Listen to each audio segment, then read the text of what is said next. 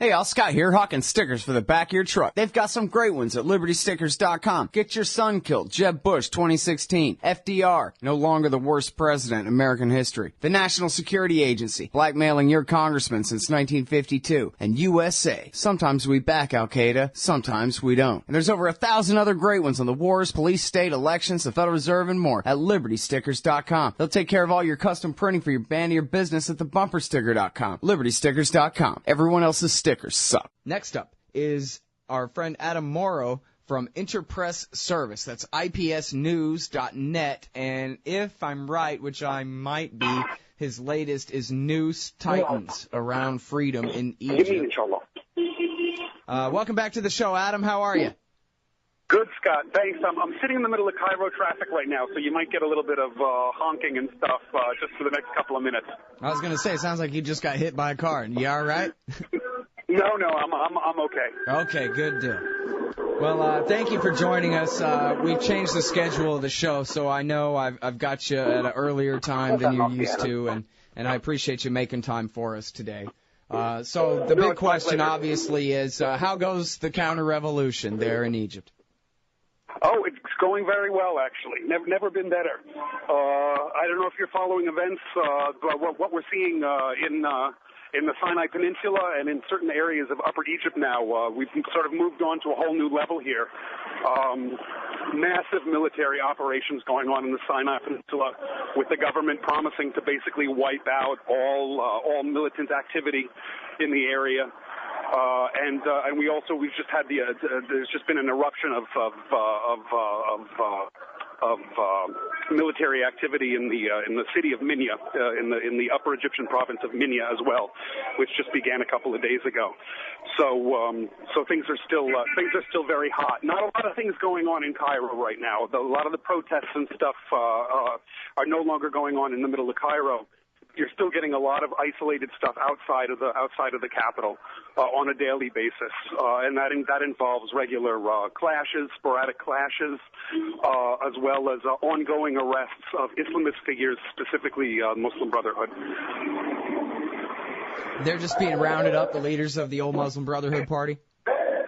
Oh, yeah, absolutely. Well, the Muslim Brotherhood is not a political party, but they do have their political party is called the Freedom and Justice Party, and anybody affiliated with either of those organizations is either behind bars now. I'm talking about high-ranking members are either behind bars at this point or are on the lam, or in hiding. So yeah. All right, now, so it sounds like, kind of in a nutshell, the old Mubarak military dictatorship is back, only without him, although I guess he's been sprung from prison. But it sounds like they don't have the control that they did have back before the Arab Spring broke out.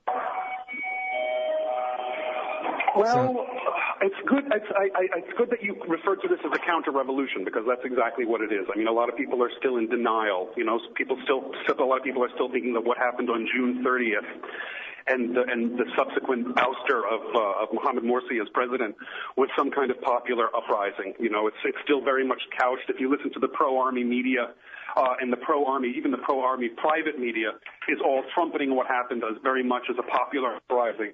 So a lot of people are still living in that sort of fantasy, that this is all the result of a popular revolution, when in fact it was a well-planned, well-coordinated, and brilliantly executed counter-revolution that basically brought the Mubarak regime back. Like you said, I mean, Mubarak was just a figurehead. I mean, even if he isn't personally at the helm anymore, it's still the same deep state apparatus that was there in his time.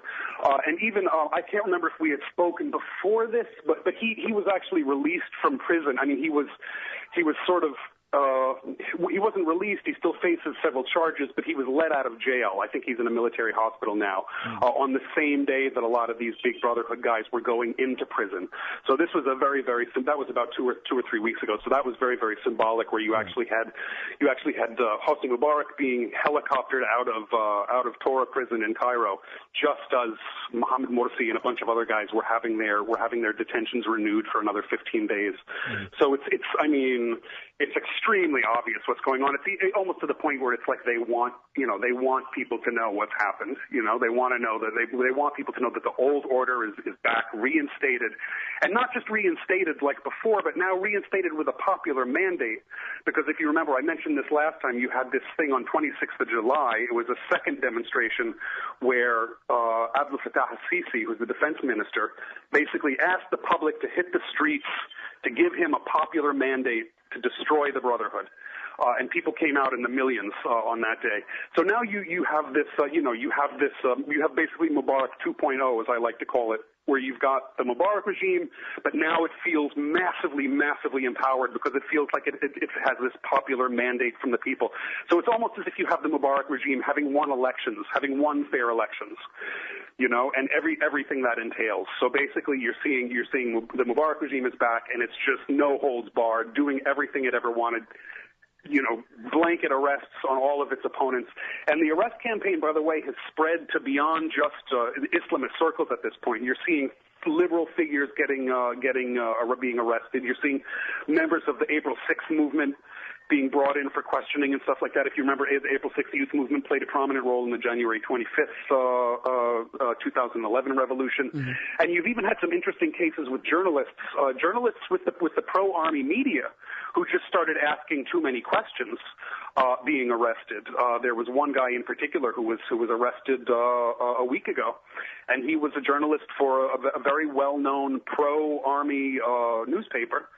And he had sort of questioned, he sort of, on Facebook, he sort of came out and started questioning a lot of the reports that the military was issuing and the pro-army media was issuing, and he was immediately arrested after that. So it's scary. It's sort of reached scary proportions where people are afraid to speak their minds, people are self-censoring themselves, people aren't being as outspoken as they used to be on social media, because what you've got now is this just totally out of control, extremely xenophobic, extremely defensive, reinstated Mubarak regime. So it's quite creepy. And again, I can't stress the importance of this whole popular mandate idea, this idea that they feel that the public has given them a mandate to do whatever they want. And also, if you remember, you've got a lot of... Let me ask you about that, because it seems like they've got a great kernel of truth to latch onto there, which is, you mentioned this April 6th movement. And, even as we talked about this back in the beginning of January 2011, you did have a lot of these socialist groups and liberal groups, and they were really the ones who pushed the revolution at first. It's just the problem was for them is they weren't the majority. The great silent majority of the Egyptians out there, mom and pa, family Egyptians, they preferred the Muslim Brotherhood, which of course was the only real organized, movement of power outside of the deep state anywhere in the country for anyone to go to anyway. And so you did have a situation where the liberals were on the side of the military dictatorship, which they saw as more secular and closer to their goals, if not, ready to let them get elected. And then, as you say, now the military is even arresting them. But that's what they get, kind of a thing. But that was the way that they were able to spin it like this is what the people of Egypt want, is because it is what some of the people of Egypt wanted. Right. Plus, they've given the government that they've installed, they've given it a very liberal facade. They've drawn a lot of its members from the Egyptian Social Democratic Party and other quote-unquote liberal parties, socialist parties, leftist parties, and that sort of thing. So it definitely has this facade, this liberal facade, despite the fact that it's entirely anti-democratic and all of its leaders are entirely, never won any elections. You have a lot of these, the failed presidential candidates from the 2012 election are all very big, are all completely behind the military. You mentioned Hamdin Sabahi an interview or two ago, if you remember. He was a big leftist. He was the big leftist candidate in 2012. And I think he came in third. I think he actually came in after Morsi and Shafi. I think he came in number 3. And he has shown himself. A lot of liberal people and leftist people sort of had pinned their hopes to him as Egypt's possible next, as Egypt's next leader. And a lot of people like this, and this includes Amr Moussa as well as another example of this, have really sort of discredited themselves now in the wake of everything that's happened because they've completely lined up behind the military coup, and have completely condoned everything that the military has done. So that there really are very, very few big public figures left who have managed to maintain any kind of credibility. If you remember, Mohammed Baradei did quit. He was the sole person to sort of to pull out of the whole thing, to walk out of the government in the last month after the violent dispersal of those two big sit-ins in Cairo, if you remember, in which hundreds of people were killed by security forces. He walked out. But aside from that, everybody, all these so-called liberal personages seem more than happy with the way things are going, which is incredible and kind of creepy.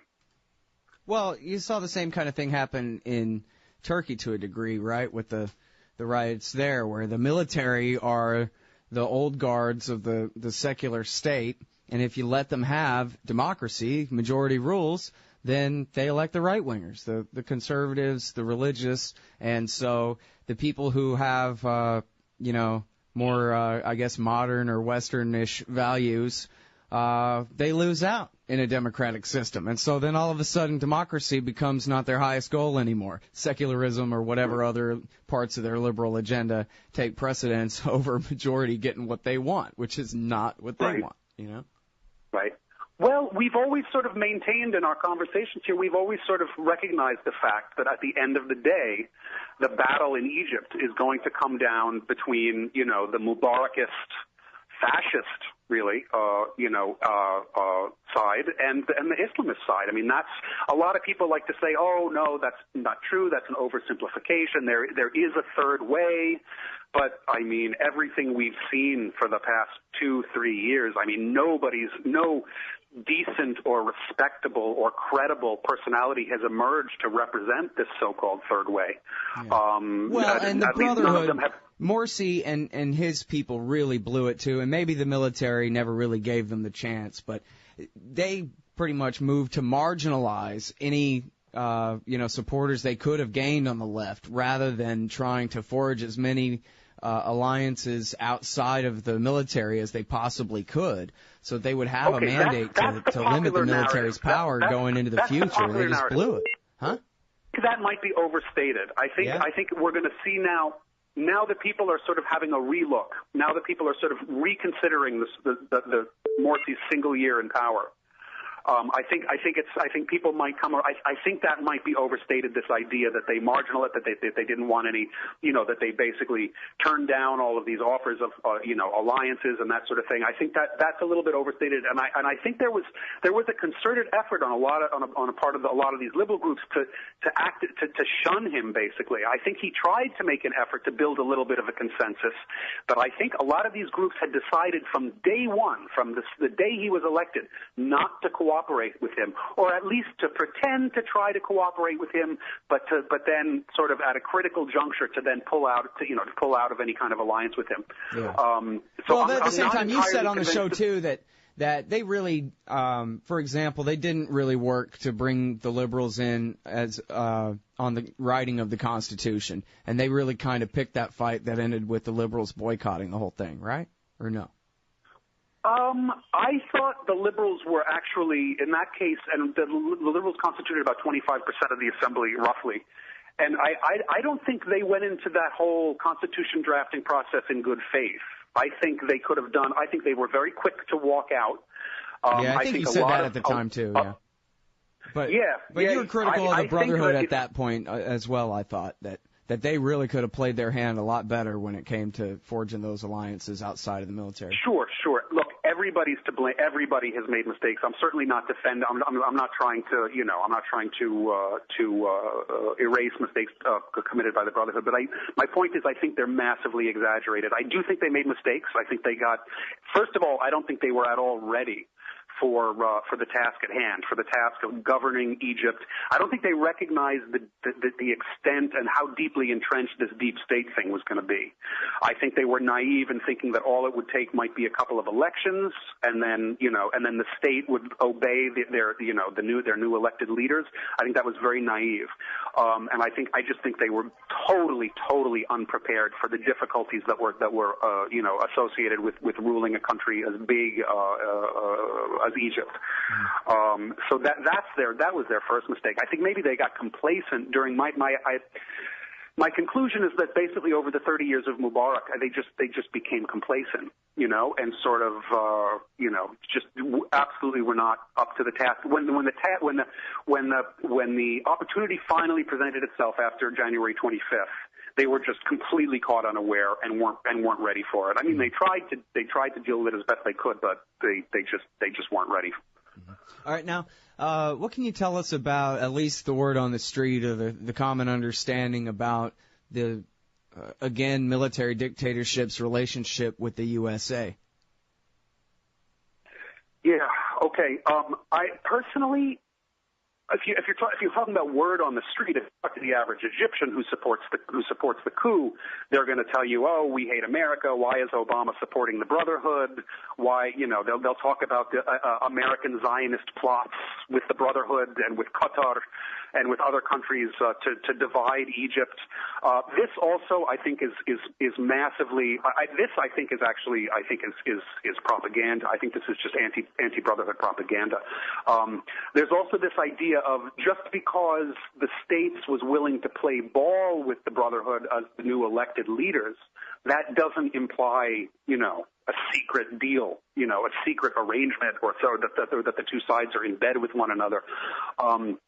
And I also, we've talked about this before as well. I also don't think the U.S. was surprised by the military coup. I can't imagine. I mean, that would have been an amazing intelligence failure on the level of 9/11 if they were taken by surprise by what happened on July 3rd. So I'm sure that they knew about it. And plus, it was all quarterbacked by very, very close U.S. allies. I mean, most of the planning and the money for it. And you called this. Remember, you had another guest. I can't remember who, talking about Saudi support for the counter-revolution, and that's been completely vindicated. That's definitely the case. Yeah, it's Phil Giraldi, former CIA officer. Mm-hmm. Yeah, that's right. Yeah, but Saudi and the Emirates, as well as to a lesser extent Kuwait and some of the other Gulf countries, except for Qatar, of course, are all deeply implicated in this thing. Especially the United Arab Emirates has taken a central role in all of this. Hosting Shafiq, continues to host Shafiq, continues to provide lots of money and I'm sure logistics and things like this to the new military rulers here. That all of these countries came out with announced huge aid packages, huge cash injections to Egypt as soon as the coup happened. And these, as we know, these are all U.S. satellite countries. So the idea that this is somehow, that the Brotherhood was somehow pro-America or represented the U.S. interests, and this military coup somehow represents, independent, Egyptian independent policy. I think this is just fantasy. This is just fantasy. Quite clearly the other way around.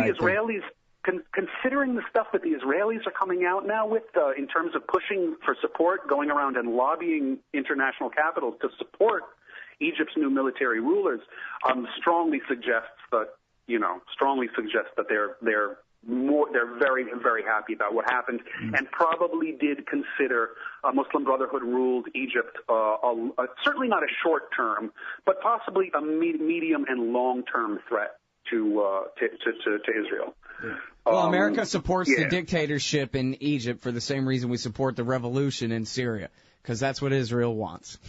Pretty much as simple as that. Right.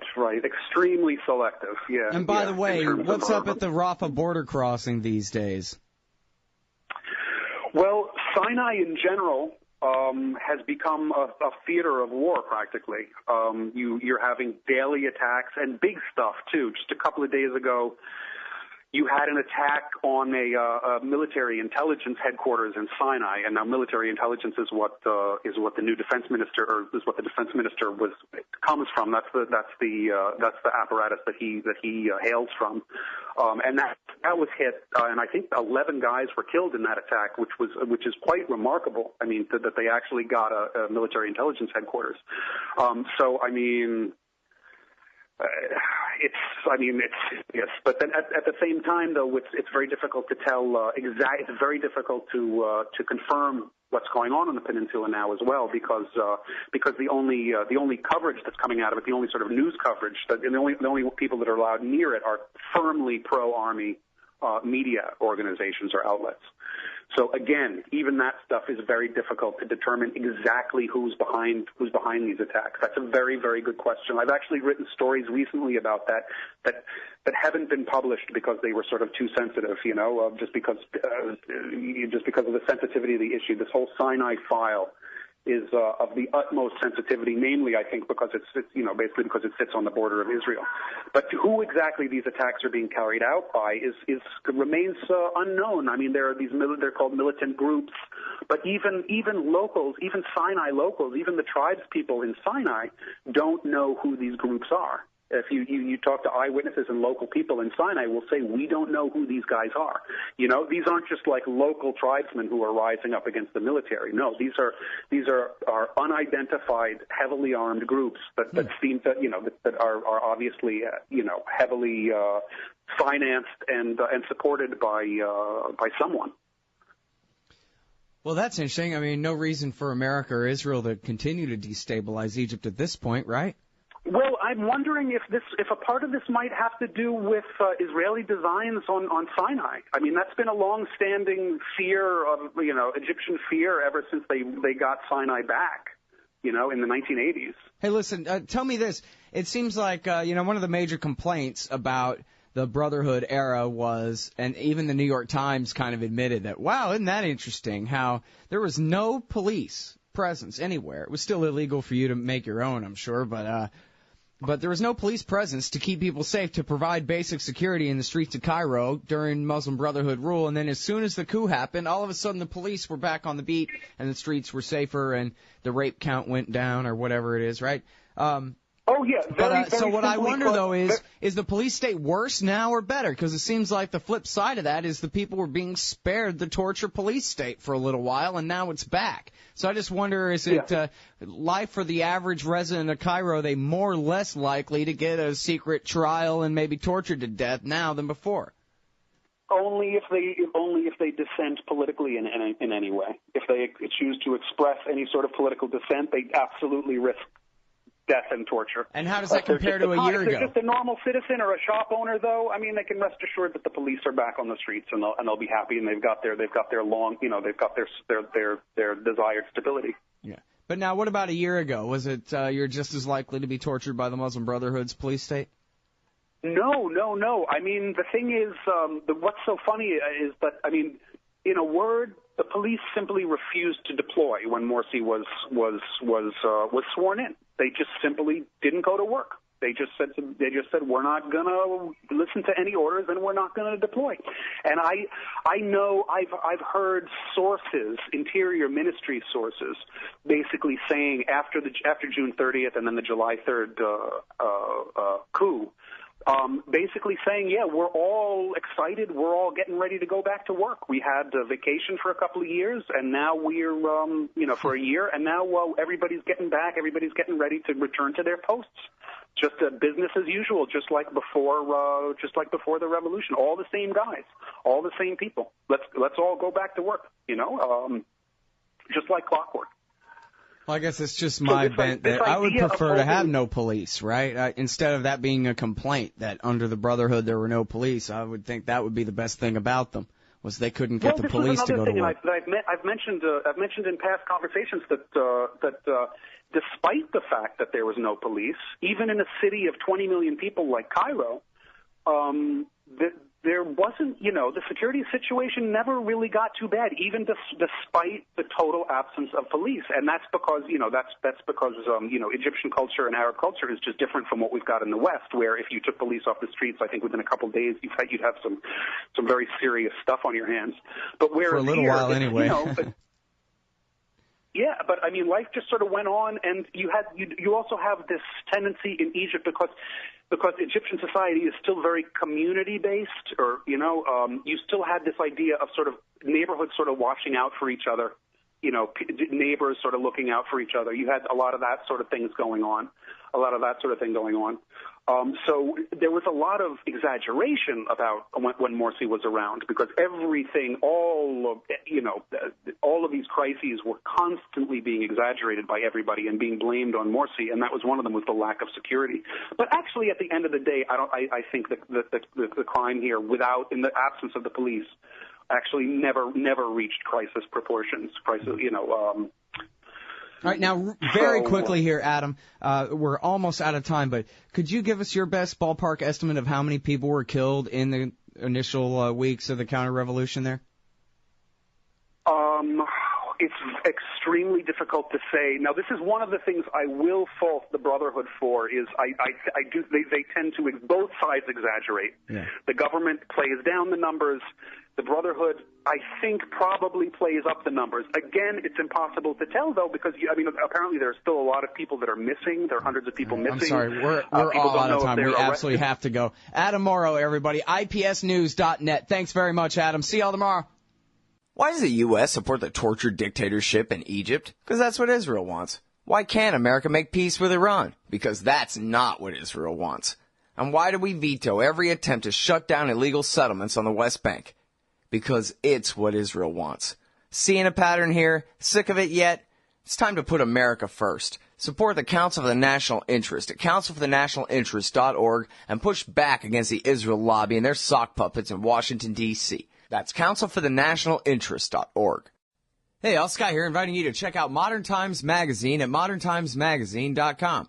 It's a great little independent publication out of Phoenix, Arizona, featuring unique views on economics, politics, foreign policy, sports, and music, with great art scene coverage and fiction writing as well.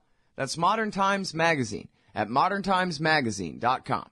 Hey, y'all, Scott Horton here for WallStreetWindow.com. Mike Swanson is a successful former hedge fund manager whose site is unique on the web. Subscribers are allowed a window into Mike's very real main account and receive announcements and explanations for all his market moves. The Federal Reserve has been inflating the money supply to finance the bank bailouts and terror war overseas. So Mike's betting on commodities, mining stocks, European markets, and other hedges against a depreciating dollar. Play along on paper or with real money, and then be your own judge of Mike's investment strategies. See what happens at WallStreetWindow.com.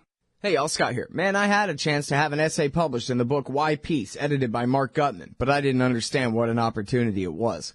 Boy, do I regret I didn't take it. This compendium of thoughts by the greatest anti-war writers and activists of our generation will be remembered and studied long into the future. You've got to get Why Peace. You've got to read Why Peace. It features articles by Harry Brown, Robert Naiman, Fred Bronfman, Dahlia Wasfy, Richard Cummings, Karen Kotowski, Butler Schaefer, Kathy Kelly, Robert Higgs, Anthony Gregory, and so many more. Why Peace? Because war is the health of everything wrong with our society. Get Why Peace. Down at the bookshop or Amazon.com. Just click the book in the right margin at scotthorton.org.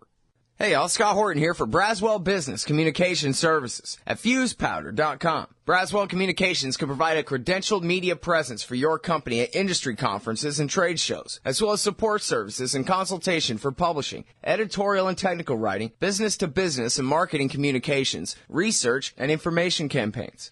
Braswell also does website development and complete web content maintenance to include voiceover audio and copywriting. Strengthen your business. FusePowder.com.